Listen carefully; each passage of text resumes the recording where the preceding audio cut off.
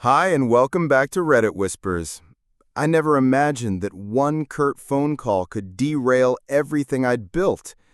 I'd been showering after a week of late nights at the office when my cell bust. My wife's lawyer announced she had served divorce papers.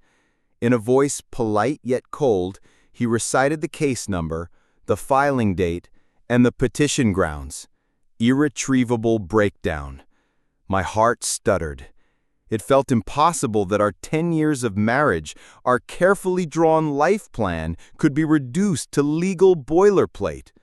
Steam from the shower blurred my vision as panic surged through me. Before I could muster a response, my wife's attorney hung up. I stared at my reflection in the fogged mirror. My hair, once slicked back for board meetings, now plastered to my scalp. My tailored suit lay untouched on the bathroom floor. Time slowed. I watched droplets roll off my chin, heard the distant trickle of the faucet. I felt the ground shift, but had no idea whether I was sinking or falling. My hands trembled so severely I nearly dropped the razor.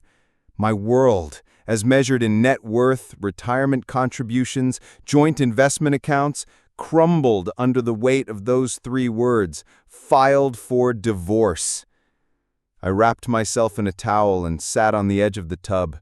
My phone lay in a puddle of water, its screen flickering with low battery warnings.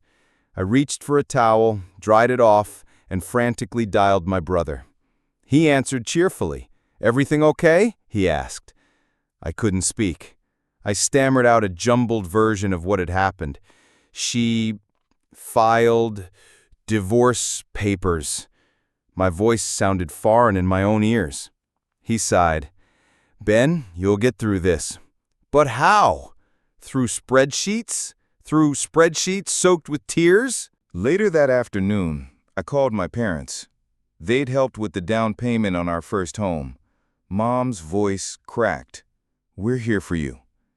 Dad offered to drive down for a weekend visit. I refused. I felt exposed. I didn't want them seeing me like this, disheveled, eyes rimmed red, pacing circles around the living room.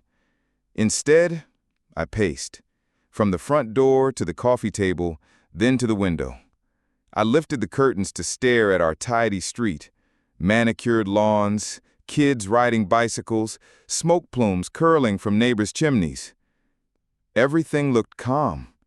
Everything felt surreal. I sank into our sectional sofa, clutching my phone. I opened our joint account app. The balance was suspiciously low. She'd made a withdrawal from movers, she'd said. But the number felt too neat, like a withdrawal prompted by premeditated intent. I scribbled the figure on a legal pad, $4,200. Then I checked our brokerage account. Half of our shared funds disappeared in recent trades. I realized she'd begun liquidating assets. My pulse quickened. Without shared income, I wondered how I'd continue to contribute to what was left. My mind flashed to grad school loans, credit card statements, that small personal loan I'd taken out for our kitchen remodel. Night fell, and I barely ate. I Googled how to protect assets in divorce, cost of divorce attorney, protecting 401k, spousal support guidelines. Recommendations included mediation, collaboration, litigation. Each term felt laden with hidden costs and emotional landmines. I printed 3 pages of search results, circled keywords, equitable distribution, document discovery, alimony, child support. I felt like I was learning a new language, one I was suddenly forced to master. The next morning, I scheduled consultations with 3 attorneys. First was a collaborative law specialist who emphasized minimizing fees and conflict. Next, a mediator whose office smelled of polished wood and stale coffee breath. Third, a litigator, a former prosecutor with a scarred pen who leaned back in his leather chair and said, "Miss any games growing up?" When I said no, he smirked. "Good, because this is war." His retainer was steep, $15,000. But he argued his hourly rate would intimidate her attorney into negotiation. I left shaken, my stomach churning at the thought of my savings evaporating into legal fees. By day 3, I selected the litigator. My rationale: an aggressive posture might yield quicker settlement and limit fees overall. I wired $7,500 as the initial retainer and signed the agreement. The confirmation email pinged in my inbox. I stared at the subject line. Retainer received.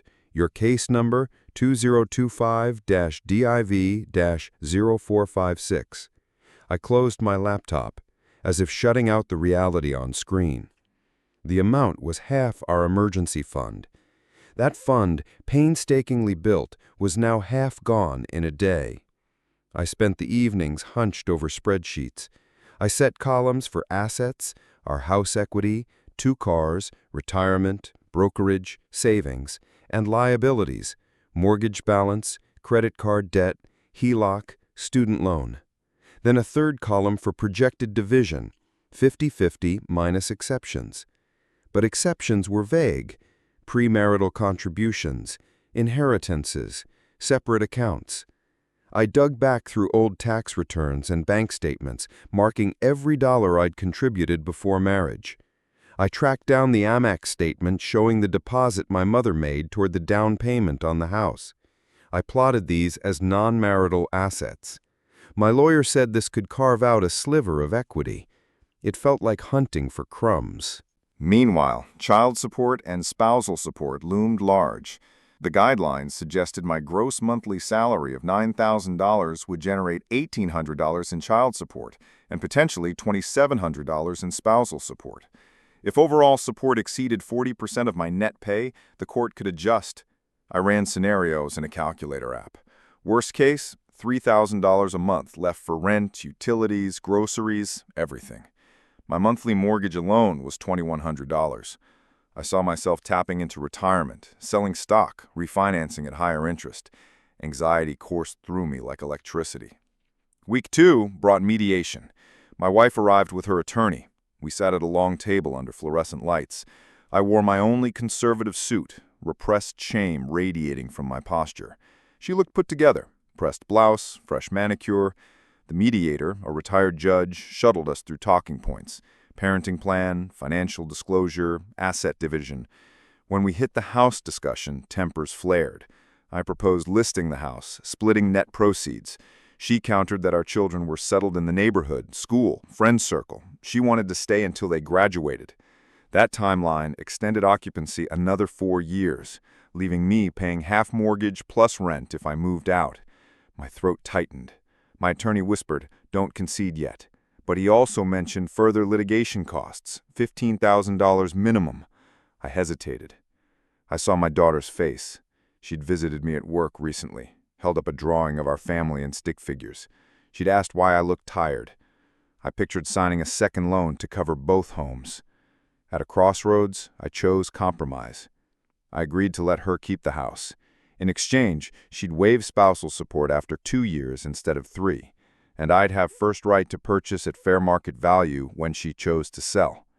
At least I'd maintain a financial in rather than perpetual rent. Within days, I began the painful process of moving. Brothers from law school and old friends helped load boxes.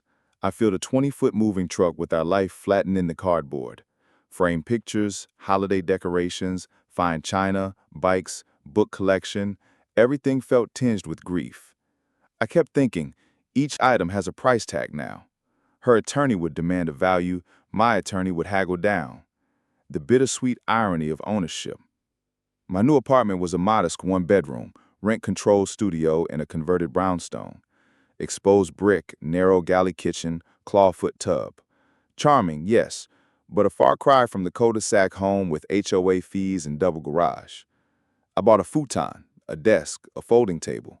I left our sectional, dining set, community garden chairs behind. I downsized consciously, conscious that smaller meant cheaper.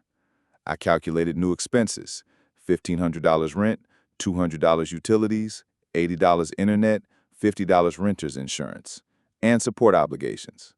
When I crunched numbers, I saw it be cash flow negative if I didn't cut. I canceled Netflix, downgraded to a free streaming plan. I ditched my gym membership and bought resistance bands instead. At grocery stores, I scanned unit prices, clipped coupons, bought bulk beans and rice. Cooking became ritualistic. I steamed vegetables and brown rice on Sundays, portioned lunches for 5 days. I resisted impulse buys. I carried a shopping list. Every Starbucks latte felt like a guilty splurge, $4.75. I tallied each as a luxury expense to eliminate. I miss routine treats, the caramel macchiato in winter, sushi on Fridays, but survival required austerity. Work offered solace and distraction. I volunteered to spearhead a high-visibility project that promised a year-end bonus. I pitched to clients, stayed late for calls with overseas partners, used my calendar reminders to block focus time on deliverables. My manager complimented my dedication and suggested I apply for a leadership development program. My stomach gripped at the idea of more travel expenses, but I realized investing in my career might offset some financial hit. I enrolled, determined to leverage any advantage. Nights in the apartment were silent. After dinner, I'd sit at my desk and stare at the spreadsheet labeled Post-Divorce Budget. Columns for rent, utilities, child support, spousal support, groceries, transportation, insurance, retirement contribution, emergency fund. I used color coding, red for fixed obligations, yellow for variable, green for investments. I watched totals roll into negative figures. I refused to dwell on that. Instead, I focused on action items. Refinance house within 9 months. Save $2,000 to rebuild emergency fund. Increase 401k deferral to 6%. Each goal felt like a lifeline. Friends reached out. One invited me to a poker night. Low stakes, just fun, he said. I declined. Risking losing even $100 felt foolish. Another suggested a hiking trip. I went. Fresh air, no charge beyond gas. Trees, trails, quiet. I felt the tension ease enough to remember what it was like to breathe without anxiety. On the drive home, I listened to a financial podcast on strategies for rebuilding credit post-divorce. I tucked notes into my phone. Dispute any erroneous reports. Secure a credit builder card. Pay balances in full each month. At month 6, the decree finally arrived. 47 pages bound in navy cardstock. It outlined the parenting schedule, alternating weeks, division of assets, support orders, tax exemptions, insurance obligations. My payments kicked in immediately. I transferred $3,000 that first Friday, $1,500 child support, $1,500 spousal support. I watched $3,000 leave my account with a few taps. It felt brutal, but inevitable. My lawyer billed me $2,500 for finalizing the decree. I wrote that check too, pulling the funds from my rebuilt emergency fund. The decree also required me to maintain life insurance with my ex as beneficiary until support ended.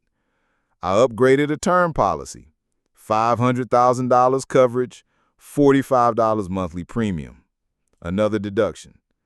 I updated my will, removed her as executor, named my brother instead.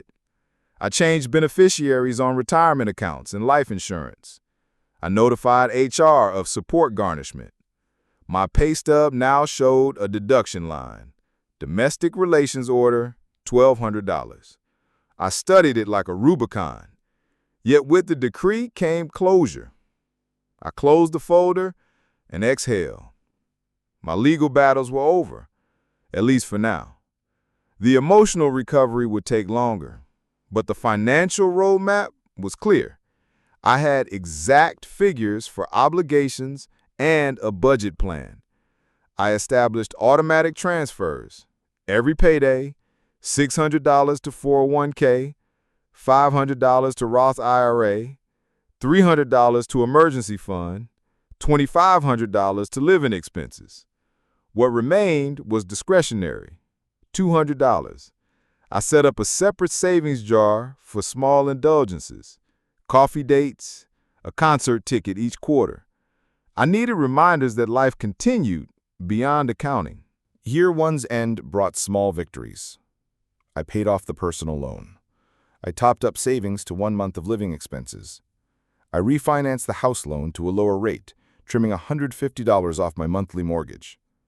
I earned the bonus I'd targeted, funneled 40% to retirement. My credit score climbed 75 points. Each milestone felt like a patch on a torn garment, binding me back together, stitch by stitch. I also enrolled in therapy through my EAP. Sharing my fears with a professional became as vital as any budget meeting. I learned coping tools, mindfulness, journaling, breathing exercises to manage stress. I carved out time for exercise again. Morning runs in the park, bodyweight workouts at home. I realized my health was a non-negotiable asset. By the second anniversary of my move, I stood in my living room surrounded by purposeful possessions. My grandmother's lamp on a side table, the framed Halloween photo my ex sent, a stack of financial textbooks I'd found at a discount bookstore. I looked at my budget dashboard on the wall. Rent, $1,500. Utilities, $200. Support, $3,000. Groceries, $400. Insurance, $150. Retirement, $1,100. Emergency fund, $300. Discretionary, $200. I saw a green surplus of $150. That night, I splurged on a dinner out with friends. $60. We toasted my progress. Years ago, I'd have scoffed at dining modestly. Now, I appreciated the balance between saving and living. I reflected on how divorce forced me to confront money's emotional and practical power. I'd lost half my net worth and half my sense of identity. Yet I gained autonomy and clarity. Today, I'm 46, newly confident in my solo financial footing. I've begun investing in taxable accounts, exploring side gigs that align with my skills. I renegotiated support at the 3-year mark. My income had grown, and I demonstrated financial stability, reducing spousal support by 25%. I mentor a colleague going through separation, sharing lessons learned. Document everything, prioritize mental health, negotiate strategically, and never view dollars as the enemy, but as instruments of freedom. Some nights I still glance at my old house's address in my phone's notes and feel a stab of longing for how things were. But nostalgia has softened. It reminds me I loved deeply and that I'm capable of rebuilding. My net worth charts are no longer plunging, they're trending up. I suppose that's life, a series of equations, losses, and gains, but ultimately the sum of what we choose to carry forward. I own a life that's mine alone, sturdy, intentional, and fueled by lessons learned in the crucible of divorce. Every spreadsheet, every therapy session, every budget cut and small indulgence led here, to a future I may not have planned at 35, but will navigate with purpose at 46. And that, more than any legal settlement, represents true equity. If you've made it this far, I'd love to hear from you what moment in your life made you see someone for who they truly were. Drop your thoughts in the comments. And don't forget to leave a like and subscribe to Reddit Whispers, where the real stories get told.